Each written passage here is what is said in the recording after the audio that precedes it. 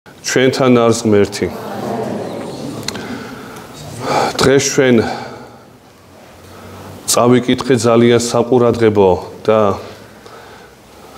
მეორე მხრივ გასაკვირველი სიტყვები სამოციქულოდან პავლე მოციქულისა ეფესელთა მიმართ.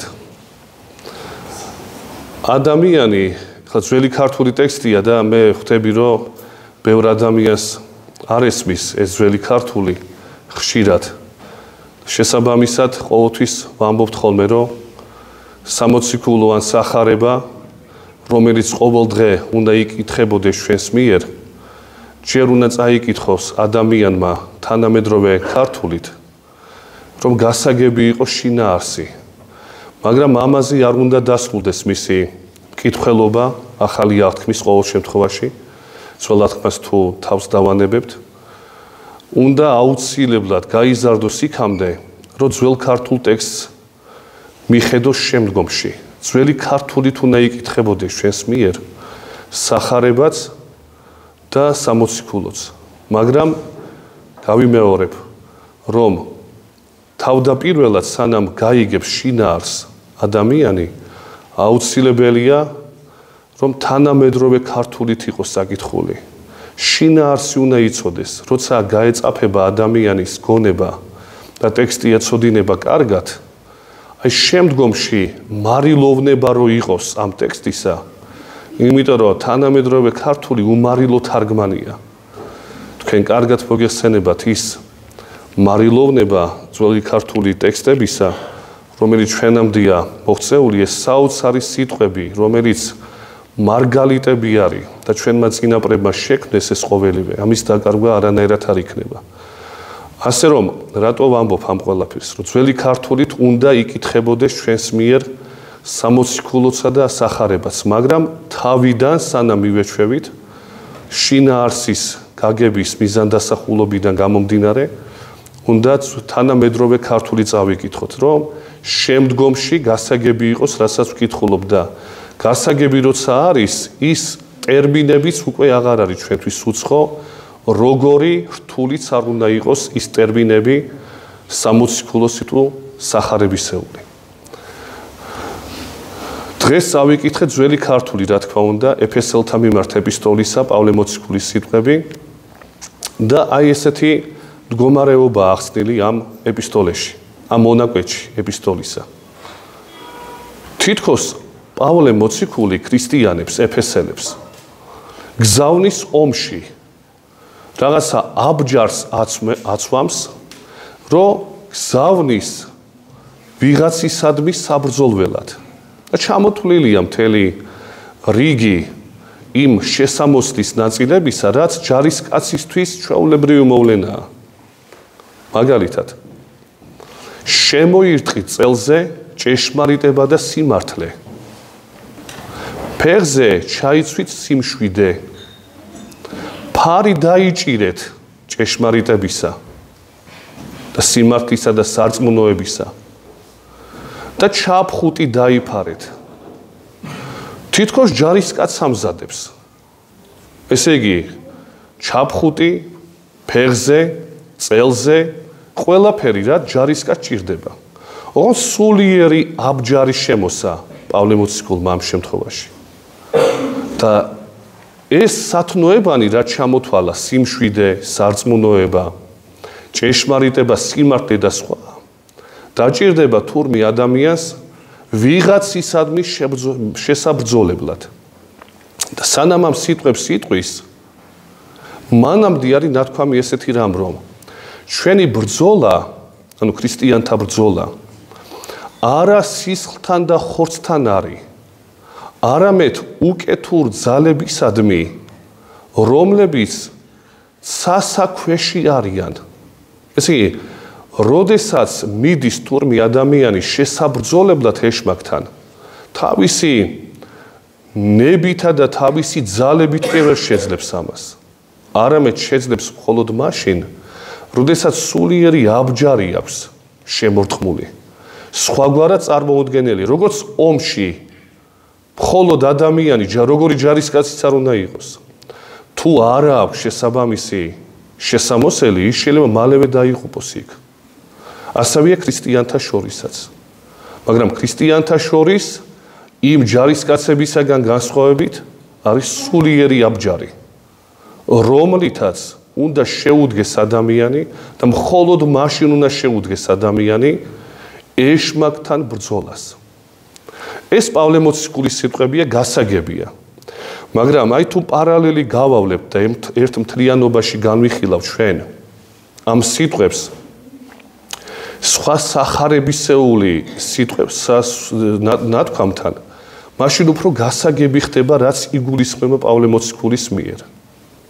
კერძოდ, ეს ეფესელთა მიმართ ეპისტოლე ეხმიანება მეორე სახარებისეულ მომენტს, რომელიც აღწერილია მე-7 თავში მათე სახარებისა.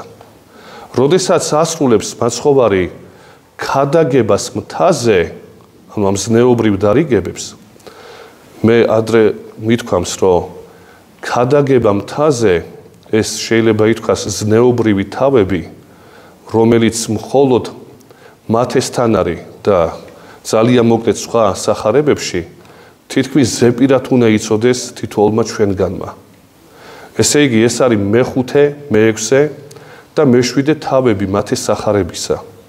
ეს არის ზნეობრივი კანონები, ახალი აღთქმის შეიძლება ითქვას კანონები, რომელიც შეიძლება ითქვას დაპირისპირებული კი არა, არამედ გამოტანილია ძველი აღთქმიდან, მაგრამ ახლებურად გაგებული. რა არის ნათქვამი მე-7 თავის ბოლოს ამ სახარებაში? მაცხოვარი ამბობს, რომ კაცი, რომელიც ჩემს სიტყვებს ისმენს და აღასრულებს მათ, ვამსგავსო იმ კაცისა, მსგავსია იმ კაცისა, რომელმაც თავისი სახლი კლდეზე ააშენა და მოვიდნენ ქარნი და მოვიდნენ წყალნი და ვერ შეარყიეს იგი, რადგანაც დაფუძნებული იყო კლდესაზე და ხოლო კაცი, რომელიც ისმენს ჩემს სიტყვებს და არ იმარხავს მათ, ვამსგავსო ისეთ კაცს, რომელმაც აღაშენა სახლი თვისი ქვიშასაზე და მოვიდნენ ქარნი და მოვიდა წყალი და დაინგრა ეს სახლი, რადგანაც საფუძველი არ იყო მყარი. თითქოს უბრალო სიტყვებია და ჩვენ ამას ხშირად გვერდს უვლით. რაღაცა იგავები თქვა მაცხოვარმა. თქვა, მაგრამ თუ კი დაუკვირდები აი ამ სიტყვებს, რაც არის აი ამ მონაკვეთში, თურმე შენ სწორი მიმართულებით მაშინ შეგიძლია ცხოვრება, როგორი ბრძენიც არ უნდა იყო და როგორი უჭკუოც არ უნდა იყო ერთი მხრივ და მეორე მხრივ.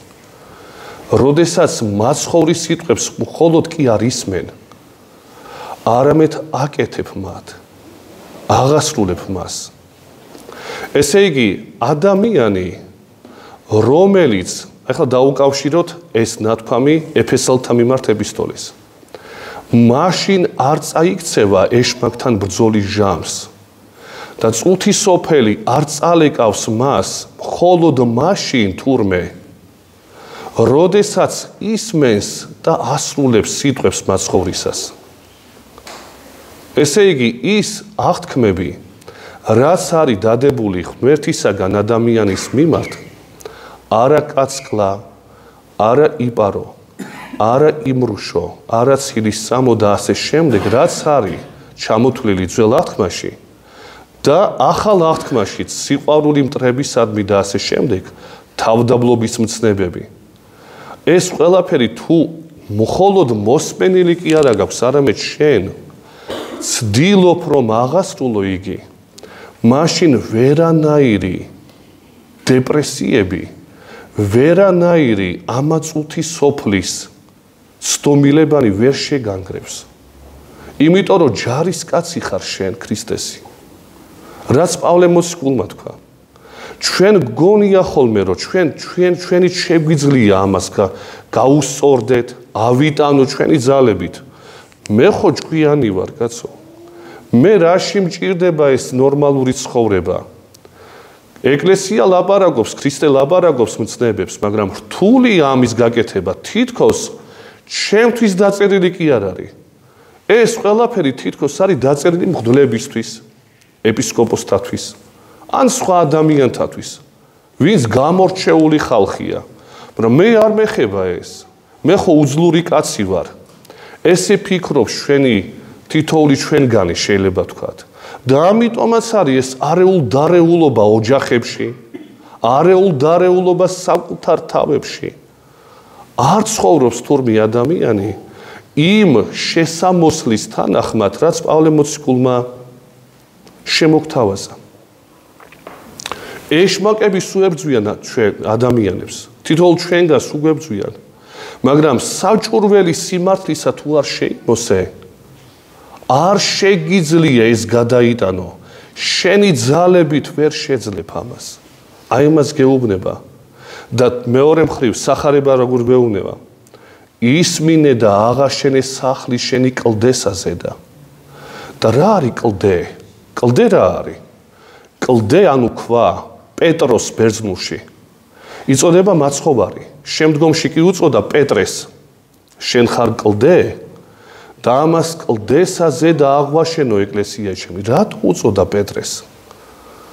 რატო უწოდებს თავის სახელს მაცხოვარი, რაც თვითონ ეწოდება? ღმერთი ყოველთვის ბიბლიაში კლდეთ იწოდება, ქვად იწოდება. მაგრამ ამ შემთხვევაში კლდეს უწოდებს პეტრეს. ან მეორე მხრივ უწოდებს ხშირად თქვენ ხართ ნათელნი სოფლისა მაცხოვარი ამბობს. თვითონ არის ნათელი. ნათელი ბნელსა შინა ჩანს და ბნელი მას ვერ ეწია. ამბობს იოანე ღვთისმეტყველი. ესე იგი ნათელი თავად ღმერთია განკაცებული. ამ დროს ჩვენ ხედავთ, რომ თავად განკაცებული ღმერთი თავის სახელს, ნათელს ქრისტიანებს უწოდებს, კლდეს უწოდებს პეტრეს, თავის სიტყვებს, თავის სახელებს უწოდებს. რა შემთხვევაში შეიძლება იყოს ნათელი ადამიანი? რა შემთხვევაში შეიძლება იყოს პეტრე კლდე? რატო უწოდა? რატო დაარქვა პეტრე? იმიტომ რომ აღმსრულებელი იყო პეტრე მოციქული მისი ნებისა. და ამას კლდესაზე და ესე იგი დამორჩილებული ღვთის ნებავს პეტრე მოციქული იწოდება მხოლოდ მაშინ კლდეთ. თვითონ პიროვნება კი არ არის ესეთი.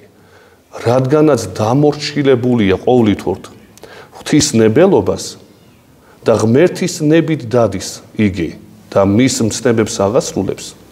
აი მაშინ იწოდება თურმე ადამიანი და თითოეული ჩვენგანი კლდე. და ამ შემთხვევაში პეტრე მოციქული. ესე იგი კლდოვანებაზე და სინათლეზე, ეს მეორე საკითხია, არის დაფუძნებული ჩვენი სახლი, ჩვენი სულიერი შინაგანი სახლი, რომელიც არ ინგრევა თუ კი როდის, როგორ, თუ კი დამორჩილებულია ღვთის ნებას, თუ კი დამორჩილებულია ღვთის მცნებების აღსრულებას. ისე კი არა, მე მითხრეს რომ არ მოიპარო, ვიცი ღმერთის ნება, მაგრამ რა მოხდა კაცო? მე ვიცი რომ საყვარელი არ შეიძლება მყავდეს, მაგრამ იქ თქვეს, მაგრამ მე ხო ვიცი რაც მინდა ჩემთვის. მე ინგრევა ადამიანი. ცოდვების შედეგად ინგრევა და ვერ ხვდება რომ ინგრევა. უпроსტად ხვდება შინაგან დისკომფორტს. მაგრამ ვერ ხვდება საიდან არის, იმიტომ რომ კლდოვანება არ აქვს მას. და აი კლდე რო თქვა მაცხოვარმა, რომ პეტრია და თავად კლდე, თავად ღმერთია განკაცებული. ერთ ადგილას მათეს სახარებაში და კიდე სხვა სახარებებში არის ესეთი ნათქვამი მაცხოვარზე. თავად ამბობს ამას. მე ვარ გზა და მე ვარ ჭეშმარიტება და ცხოვრება. მე ვიცი ჭეშმარიტების გზები კი არა. აი თითოეულ ჩვენგანს რომ ვკითხოთ ჩვენ, იტყვით რომ აი მე შემიძლია გასწავლო შენ დაუშვა ცხოვრების გზა. თუ ვიცი, თუ არ ვიცი, ვერ გასწავლი. ან დაუშვათ სიცოცხლის გზა ან ზოგადად გზა გასწავლო ჭეშმარიტებისა. მაგრამ მაცხოვარი ამბობს, რომ მე ჭეშმარიტებას გასწავლით კი არა. მე ცხოვრებას გასწავლით კი არა და მე გზას გიჩვენებთ. ამას კი არ ამბობს. არამედ ამბობს, რომ მე ვარ გზა და მე ვარ ჭეშმარიტება და ცხოვრება. ესე იგი, თუ კი ის არის ჭეშმარიტება და ის ამბობს რაღაც სიტყვებს სახარებაში და ადამიანი ამას ასრულებს, მაშინ არის კლდოვანებით შემოსილი თურმე. მაშინ არის შემოსილი იმ აბჯრით, რაც პავლე მოციქულმა აღასრულა. გრიგოლ ნოსელს აქვს ესეთი განმარტება მოცემული მოსეს ცხოვრებასთან დაკავშირებით, რომ როდესაც ჯარისკაცები უნდა მისულიყვნენ და მოეკლათ 3 თვის ბავშვი მოსე და დედა მალავდა მას, იცით თქვენ ეს ისტორია, მაშინ გაუკეთა ამ დედამ პატარა ყრმას კალათა, შეგოზა იგი და გაუშვა ნილოსში. რის შედეგადაც ეს ყრმა არ დაიღუპა, წყალი ვერ შევიდა ამ კალათში. შემდგომშიიშვილა ფარაონის ქალიშვილმა და სხვა. და აი ეს გრიგოლ ნოსელი ამბობს, ეს კალათი, რომელიც არის მოსეს გადამრჩენელი, ეს არის ღვთისმცნებები. ნილოსი წუთისოფელია, საერთოდ ფილოსოფიაშიც ესია. მდინარე ზოგადად არის დროებითობის გაგებით ნახმარი ყოველთვის. იმიტომ მდინარე ერთი მიმართულებით მიედინება და დროებაც ერთი მიმართულებით მიექანება და ჩვენ ამას ვერასოდეს ვერ დავაბრუნებთ.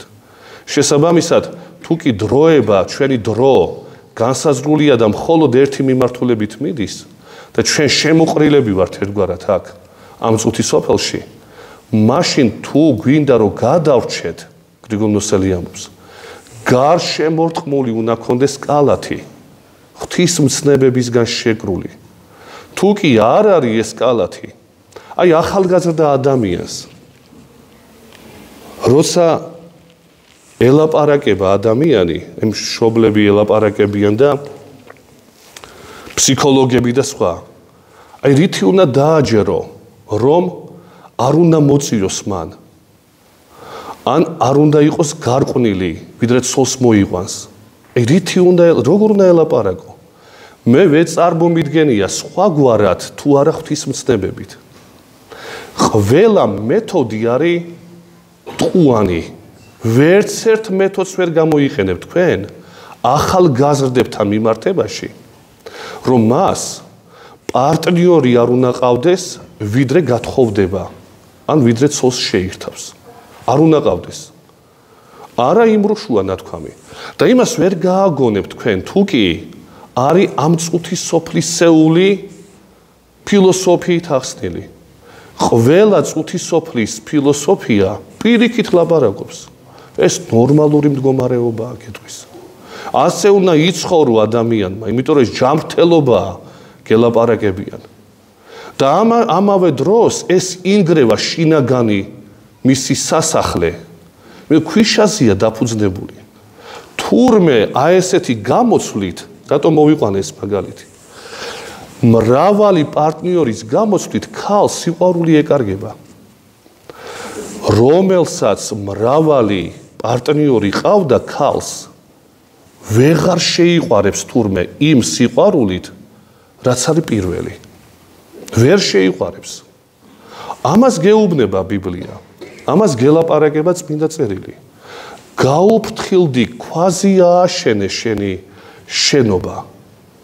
მაგრამ ადამიანს არ უნდა ესეთი შენობის ესე აშენება. იმას უნდა სხვაგვარად, როგორც თვითონ უნდა. და მე აღარ შეუძლია თურმე, ქვიშაზე აშენებულია თურმე. კაცაც იგივე მდგომარეობა აქვს თითქმის. მრავალი ესეთი გაუკუღმართებული ცხოვრების შედეგად აღარ შეუძლია გაფანტა ეს სიყვარულის მიერი, რომანტიზმის მიერი მდგომარეობა. აღარ შეუძლია. ვეღარ მოიხვეწს ამ ყოველივეს. და ამას გაფრთხილებს თურმე ბიბლია. და შენ არ გინდა, შენ გინდა რომ ქვიშაზე აიშენოს შენი ცხოვრება და ქვიშაზე აშენებული ინგრევი მალე და მე აბრალებს სხვას ვითომ სხვა არის დამნაშავე შენ უბედურებაში შენ დეპრესიულ ცხოვრებაში და ასე შემდეგ ასე რომ დაუბრუნდეთ კვლავ იქიდან საიდანაც ჩვენ დავიწყეთ მსჯელობა სანამ თურმე ადამიანი არ შეიმოსავს ღვთის საჭურველს ჯარისკაცობა არ ექნება მას სულიერი დატვირთული საკუთარ თავზე და ეს აბჯარი სულიერი არ ექნება შემოსილი და კლდეზე აშენებული სანამ არ ექნება საფუძველი მყარი არ ექნება ახალგაზრდას მისი ცხოვრება იქნება გაუკუღმართებული მთელი ცხოვრება ესეთი ადამიანებს თუ თქვენ იცნობთ მთელი ცხოვრება არიან დაბნეულები არ იციან ცოლი 1000 იყავდა გართობანაც ბევრი ქონდა და ვეღარ კმაყოფილდება იმიტომ რომ აღარ იცის რა ითი გაერთოს